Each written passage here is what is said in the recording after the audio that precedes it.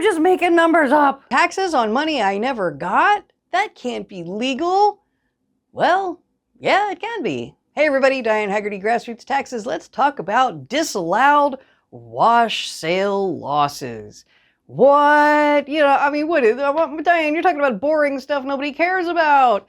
Well, you know what? If you have a brokerage account and you make investments, you're buying and selling, and you fancy yourself a day trader, perhaps. If you fancy yourself a trader in virtual currencies like Bitcoin or whatever the current trend is today, yeah, you can have a loss on paper and you can't deduct it because you really didn't have a loss.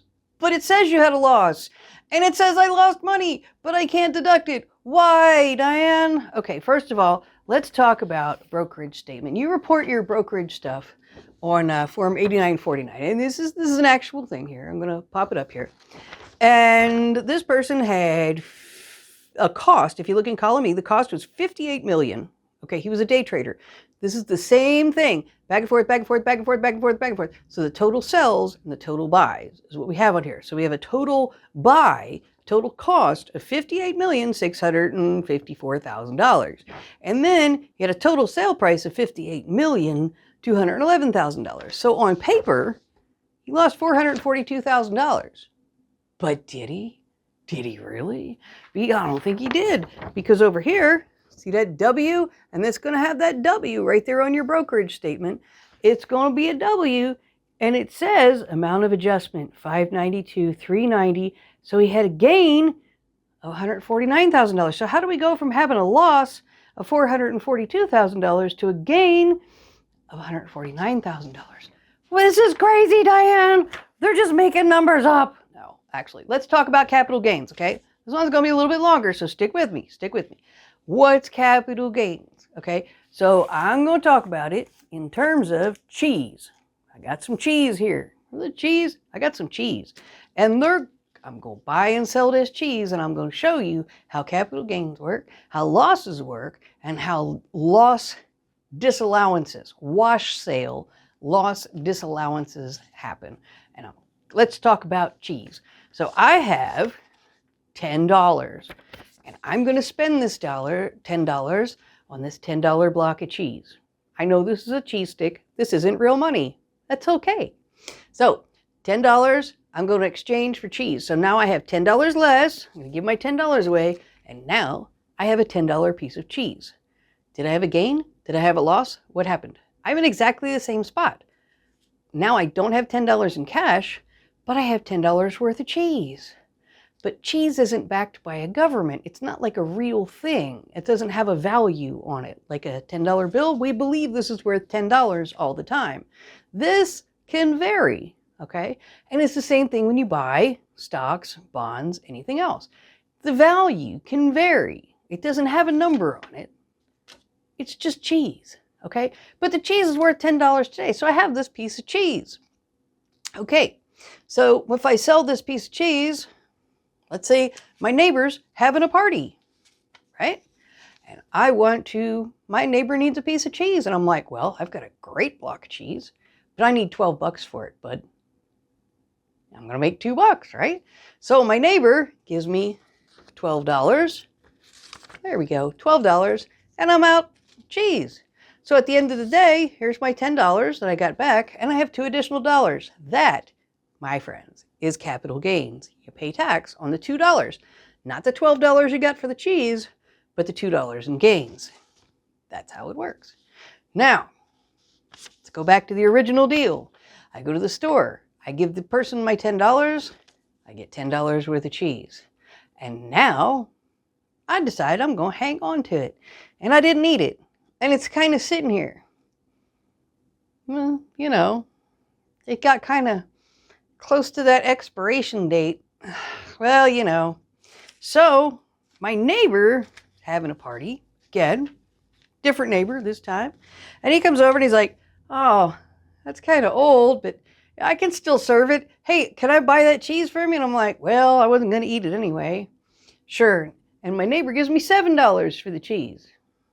So now I have $7. And he's got the cheese. So I started with $10. Now I have $7. That's a loss. I can take that loss of $3 on my taxes. And you can't take excessive losses. There's rules against that, or everybody would just sell everything at a loss. But you can deduct some of it, and if it's $3, of course, you can deduct a $3 loss. So you lost money. It goes against your other income. It comes off your taxes. Fantastic, right? That's great. Now, let's look at another scenario. Later that day, the guy comes back and he's like, I'm going to bring your cheese back. I didn't need it for the party. Can I get my $7 back? Okay. So you buy the cheese back, give him a $7 back. So you're in the same place you started before you sold it to him. You sold it to him for $7. You bought it back from him for $7. But what's the cheese worth?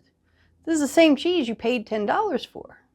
Just because you sold it for $7, bought it back for $7, doesn't put you in a different place. So did you lose $3 on this? You still have the cheese. You still have the cheese.